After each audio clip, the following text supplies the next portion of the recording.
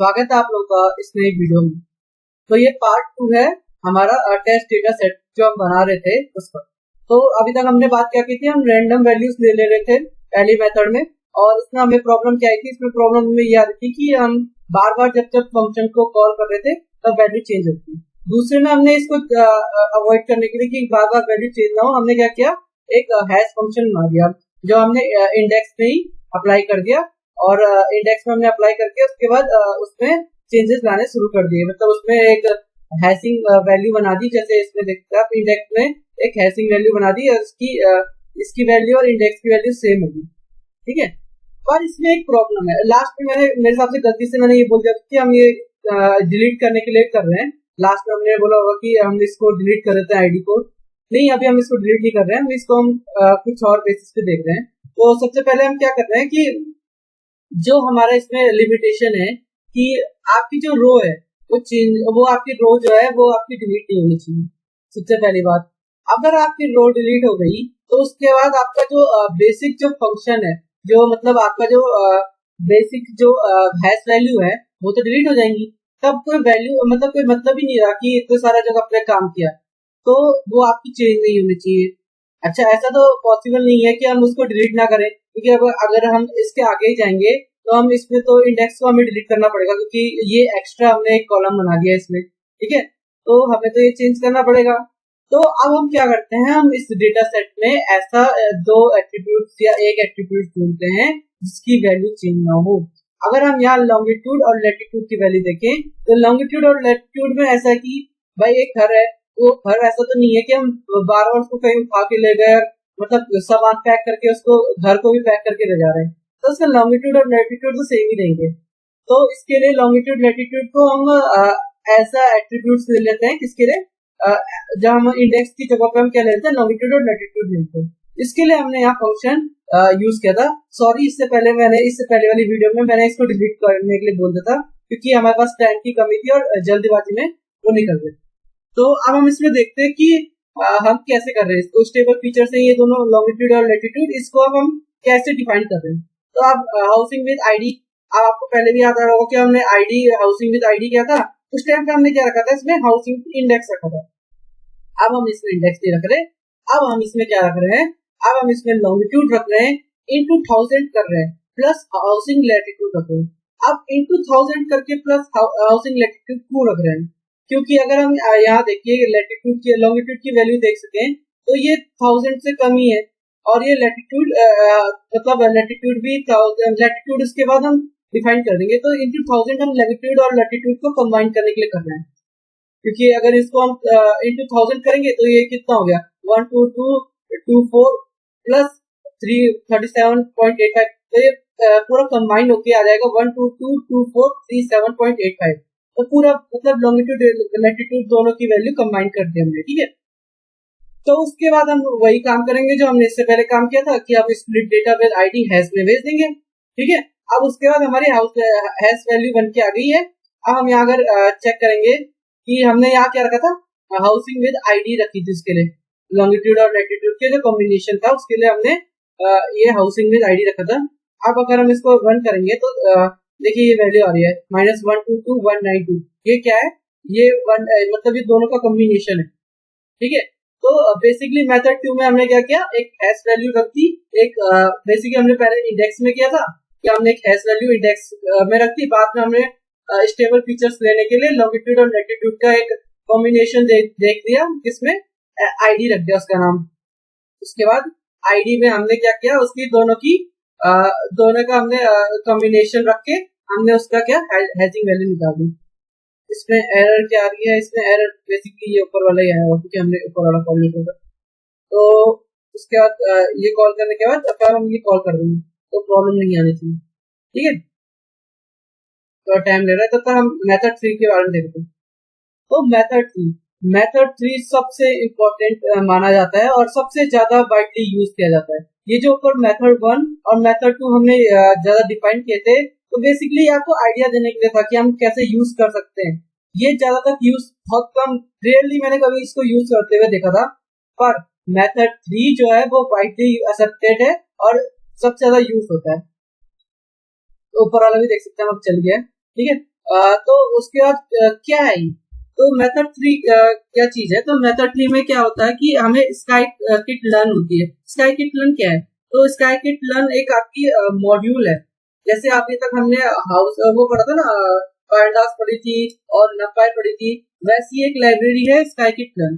तो ये क्या करता है कि आपको एक फंक्शन देता है स्प्लिट डेटा के लिए, कि आप अच्छे से आराम से स्प्लिट डेटा कर सके। इसके लिए आता है आपका train test split. Train test split is given by scikit learn library. तो इसमें क्या होता है कि बेसिकली वही काम कर रहा है ये रैंडम फंक्शन, और जो हमने सबसे पहला वाला पढ़ा था ना, रैंडम परम्यूटेशन वाला। पर और इसमें क्या कर रहा है कि जैसे हम उसमें बार बार चेंज हो जा रहे थे हमारी वैल्यू, इसमें हमारी वैल्यू चेंज नहीं होगी। क्यों नहीं होगी? क्योंकि हम यहाँ क्या कर रहे हैं, रैंडम सीड, हम जो रैंडम सीड जो होती है हमारी, रैंडम सीड को हम सेट कर दे रहे हैं। तो रैंडम सीड क्या चीज है? मतलब जैसे हमने हैश फंक्शन बनाया था ना, तो वैसे ही यहाँ भी एक रैंडम सीड बन जाती है। तो वो रैंडम सीड में क्या है कि बार बार वो वही चीज, एक बार रैंडम, सबसे पहले रैंडम फंक्शन कॉल हो गया, उसके बाद जो भी उस रैंडम फंक्शन की वैल्यूज हैं वो एक जगह पे स्टोर हो गई।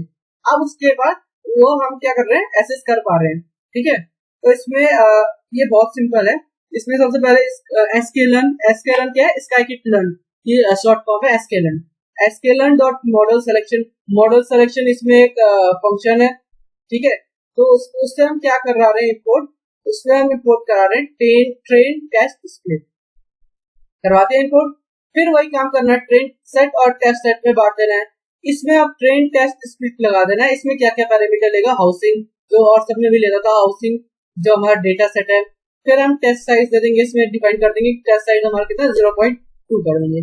फिर हम क्या करेंगे, random state is equal to 42 कर देंगे। अब ये random state is equal to 42 है क्यों? तो ये रैंडम स्टेट जो पैरामीटर है वो हमें रैंडम जनरेटर सीड, जो अभी मैंने बताया था ना कि सीड होता है, मतलब वो बेसिकली डिवाइड कर देता है उतने फॉर्म्स में। तो वो रैंडम स्टेट जो जनरेटर जो सीड है, उसको पैरामीटर देते हैं हम बेसिकली रैंडम स्टेट का। तो हमने रैंडम स्टेट क्या दे दी, इसको 42 दे दी। तो इसने क्या किया, रैंडम जनरेटर सीड बना दिया उससे। ठीक है, अब उसके बाद अगर हम यहाँ देखेंगे, जैसे हमने सबसे पहले इसको कॉल कर लिया। ठीक है, कॉल करने में थोड़ा सा टाइम लगा है, पहले से मैंने रन करके दिखाए। तो इसमें देख लीजिए कि जैसे कि रन हो चुका था पहले। फिर उसके बाद हमने टेस्ट सेट इसको किया था। तो टेस्ट सेट में आपका ये दे रहा है कि ये देखिए -119 कहाँ से आप रिलेट कर पा रहे हैं? -119 जब हमने सबसे पहले रैंडम वैल्यूज में कॉल किया था तो उसमें भी यही आई थी। ठीक है, इसमें भी रैंडम फंक्शन में कॉल करके उसके बाद यही आएगा। मेरे हिसाब से नेट की थोड़ी प्रॉब्लम है, नहीं तो एक अंदर चल जाना चाहिए। चलो हाँ चलिए। तो देखिए इसने जब मैंने पहले कॉल किया था उसमें भी इसने -1119.01 दिखाया था। अब भी ये वही दिखा रहा है। तो बेसिकली वैल्यू क्या हुई, चेंज नहीं हुई। ठीक है, तो वैल्यूज में चेंज मुश्किल ही हो रही है। अब हम उसके बाद आते हैं मेथड 4। अब तक हमने जो बात की बेसिकली मेथड 3, आप ये याद रखना मेथड 3 सबसे ज्यादा वाइडली यूज होता है, इसलिए मेथड 3 को जरा ध्यान से देख लेना। अगर आपको समझ में नहीं आया तो वीडियो रिपीट कर दीजिए, नहीं तो गूगल आपके पास है ही, गूगल में सर्च करके देख लीजिए। ठीक है, उसके बाद आपके पास आता है मेथड 4। तो मेथड 4 क्या करता है कि किस चीज में फोकस करता है कि अभी तक हमने जो देखा था वो क्या देखा था, हम सब रैंडम फंक्शन में यूज कर रहे थे। अभी तक सबसे पहला हमने जो रैंडम डॉट परम्यूटेशन वाला देखा था, फिर उसके बाद हमने परम्यूटेशन देखा था, फिर उसके बाद हमने उसके बाद हमने वो हैश टेबल वाला देखा था, फिर उसके बाद हमने ये अभी टेस्ट ट्रेन स्प्लिट वाला देखा था। इसमें देखिए अभी ये फिर से रन किया मैंने एक बार, तो इसमें भी वैल्यू चेंज नहीं हुई। ठीक है, तो ये प्रूफ हो गया कि वैल्यू चेंज नहीं होती। तो उसके बाद हमने मेथड 3 देखा ट्रेन टेस्ट स्प्लिट, इसमें भी हमने रैंडम यूज किया था। अब तो क्या होता है कि अब अगर हम बार बार रैंडम कॉल कर रहे हैं तो ठीक है, आपका अगर डेटा सेट इतना बड़ा नहीं है, ठीक है, अगर बहुत बड़ा नहीं है तो ठीक है। तो उसमें क्या दिक्कत आती है कि सबसे पहले जो सैम्पलिंग बाइस में दिक्कत आ जाती है। इसमें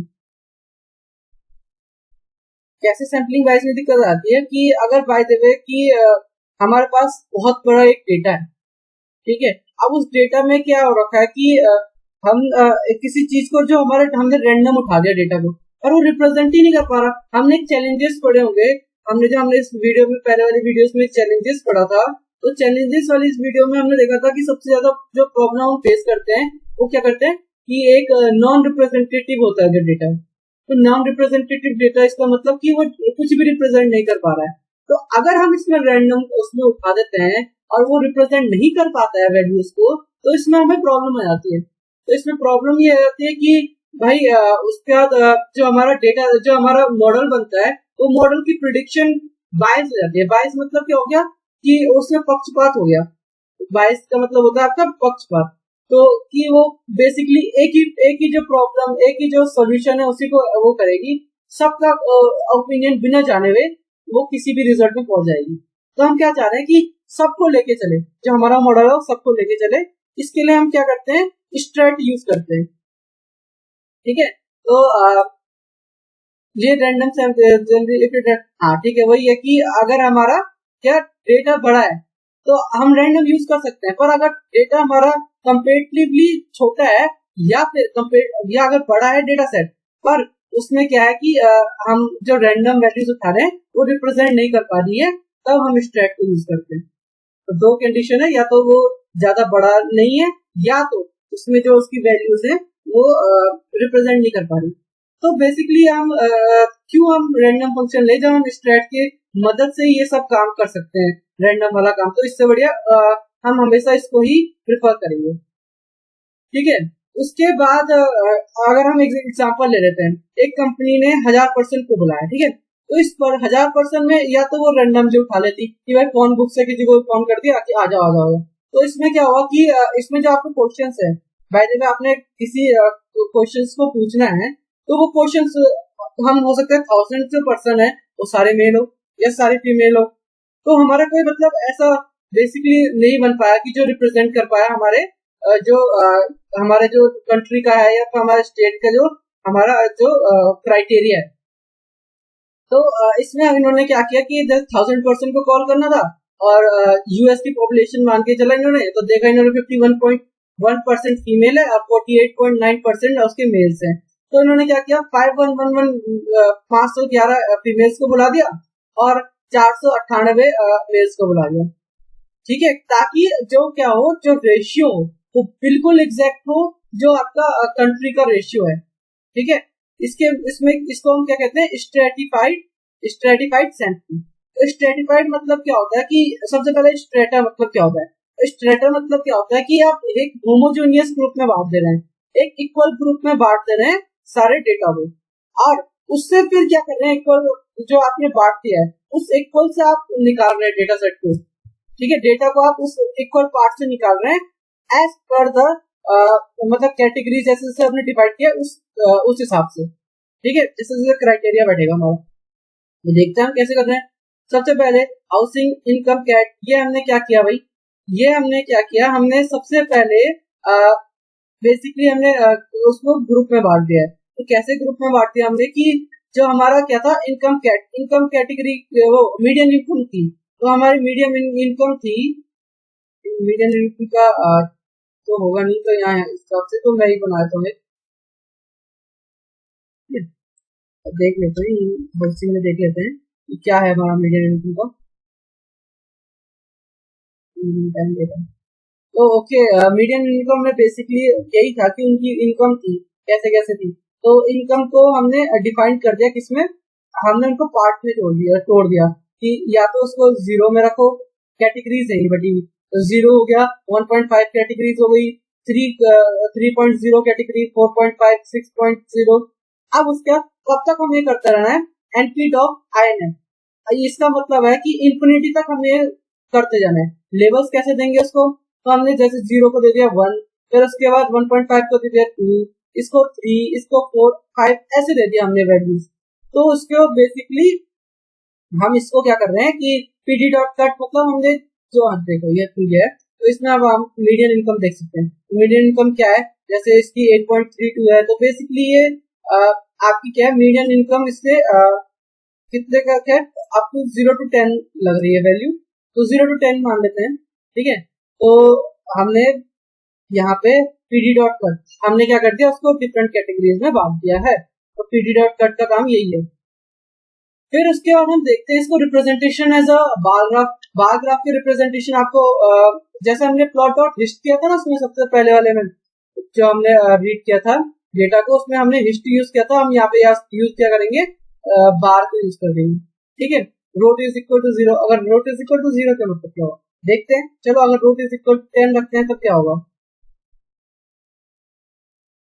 और देखते हैं, तब तक थोड़ा टाइम ले रहा है आज, तो चलो कोई नहीं। Grid is equal to true, grid is equal to true मतलब जो हमारी ग्रिड दिख रही है ना, यही ग्रिड आपकी ये हम यहाँ पे डिफाइन कर सकते हैं। अगर हम इसको फॉल्स करेंगे तो ये आपकी ग्रिड हट जाएंगी, और अगर आपकी हम इसको ट्रू कर देंगे तो ये ट्रू आ जाएगा।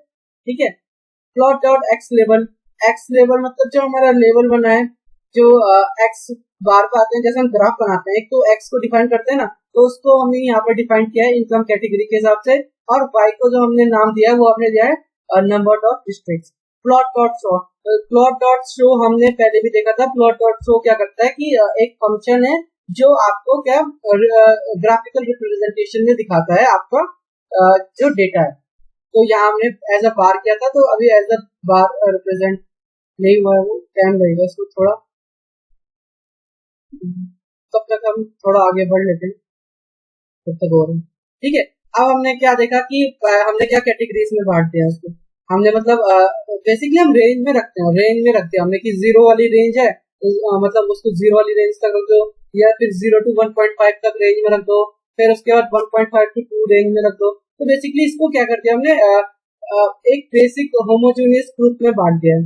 ठीक है, अब उसके बाद हम क्या करते हैं, स्प्लिट करते हैं स्ट्रेट की मदद से, स्ट्रेटिफाइड की मदद से हम स्प्लिट करते हैं। तो इसको अब हम स्प्लिट कैसे करेंगे, ट्रेन सेट हमने ये चीजें देख चुके हैं, हम इसमें बस इसमें स्ट्रेट हमने डाल दिया आगे से कि रिप्रेजेंट करने के लिए कि ये स्ट्रेटिफाइड है, तो इसके लिए strat train set, strat test set, ये हमने एक वेरिएबल, 2 वेरिएबल्स बना दिए। अब हम क्या करेंगे, ट्रेन टेस्ट स्प्लिट, जो हमारा ट्रेन टेस्ट स्प्लिट हमने मेथड थर्ड में यूज किया था वही हम यूज करेंगे, बस इसमें थोड़ा सा चेंजेस है। इसमें क्या है, इसमें हाउसिंग तो डेटा हम यूज करेंगे। फिर उसके बाद अगर हम test size is equal to 0.2, वही है जो टेस्ट साइज हमने वहां यूज किया था। अब stratify is equal to housing income cat, ये क्या है, ये भाई साहब क्या जो हमने पहले हाउसिंग इनकम कैटेगरी में बांटा था ना इसको, इससे पहले देखिए, अगर हमने हाउसिंग इनकम कैटेगरीज में बांटा था इसको, तो वही चीज है, तो वही चीज categories as a categories cut गई है यहाँ। और random state is equal to 48, random state is equal to 48, random state जो हमने पहले भी डिफाइन किया था कि हमने रैंडम स्टेट क्यों कर रहे हैं, ताकि हम रैंडम सीड जनरेटर को यूज कर सकें। पर इसमें जो बेसिक काम था वो यही है, जो सबसे ज्यादा चेंज था वो था stratify is equal to housing income categories. तो इसमें क्या कर दिया हमने, कैटेगरीज में बांट दिया इनको, तो बेसिकली ये कैटेगरीज में कट गया। उसका स्ट्रेटिफाई मतलब अब ये क्या होगा कि हमारा जो डेटा आएगा वो बिल्कुल एग्जैक्ट आएगा। अब इसके बाद स्ट्रेट टेस्ट सेट, अब हम इसको टेस्ट सेट को देख सकते हैं, इसमें थोड़े बहुत चेंजेस आ गए हैं, क्योंकि मीडियम इनकम ये सब तो मतलब हमारा जो टेस्ट सेट बन गया है उसमें क्या आ गया है, उसमें जो वैल्यूज आ गई हैं वो बिल्कुल डिफाइंड होके आ गई है। इसमें देखो 11 कॉलम्स बन चुके हैं, 11वां कॉलम हमारा क्या है, इनकम कैटेगरीज का बन चुका है, जो बिल्कुल इसने डिफाइन कर दिया है कि जैसे इसमें देख सकते हैं 5 आपका आ गया, फिर 4 ही आ गया, तो ये क्या है, कैटेगरीज में बढ़ गया है, क्योंकि जैसे हमने कैटेगरीज जिस बेसिस में हमने कैटेगरीज रखी थी, जिस हिसाब से उनका लेबल्स दिया था, वो लेबल यहाँ आ चुके हैं। ठीक है, अब उसके बाद हमने टेस्ट सेट बना दिया, हमें ट्रेन सेट मिल गया है, हमें टेस्ट सेट मिल चुका है। अब हमें कोई जरूरत नहीं है क्या कि हम जो हमारा इनकम कैटेगरी है वो रखनी थी, तो चलो उसको ड्रॉप कर देते हैं। तो हम क्या कर रहे हैं, एक फॉर लूप चला रहे हैं, फॉर सेट इन, मतलब जो सेट है हमारा किसमें, स्ट्रेट ट्रेन सेट में और टेस्ट सेट में, इन दोनों से हमें डिलीट चाहिए क्या, इनकम कैटेगरीज जो हमने बनाया था उसको हमें डिलीट चाहिए। एक्स इज इक्वल टू 1 और in place is equal to 2, basically drop जो फंक्शन होता है उसकी रिक्वायरमेंट्स होती है, ये लिखनी पड़ती है। ठीक है, अब उसके बाद फिर अगर हम स्ट्रेट टेस्ट सेट लिखे तब उसके बाद हम देख सकते हैं कि यहाँ आपके 10 कॉलम्स हैं और वो जो लास्ट वाला कॉलम था वो हट चुका है। ठीक है, तो that's all for the day, thank you.